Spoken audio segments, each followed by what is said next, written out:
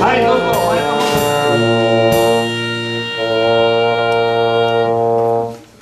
ざいます。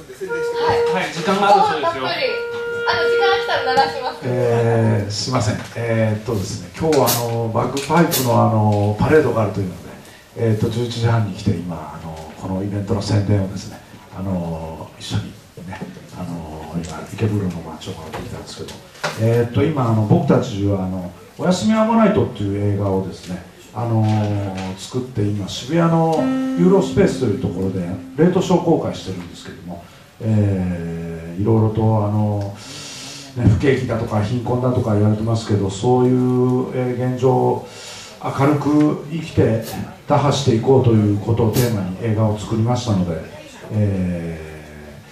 ぜひ2月19日までですね、渋谷のユーロスペースで上映しておりますので、よろしければ見ていただければと思います。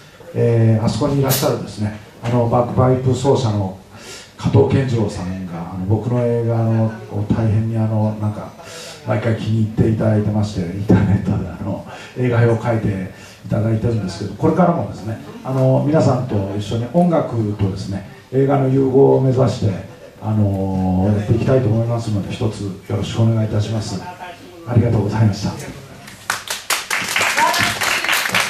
がとうございます。作ってる方からの紹介っていうのはとても素敵で、ありがとうございます。ぜひとも夜おやすみアンモナイト。よろしくお願いいたします。見に行ってください、ぜひとも。はい、さあ準備の方は OK ですか。じゃあやってもらいましょう、皆さん。はい。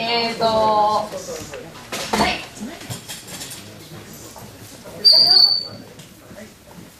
ョートトリップです。はい。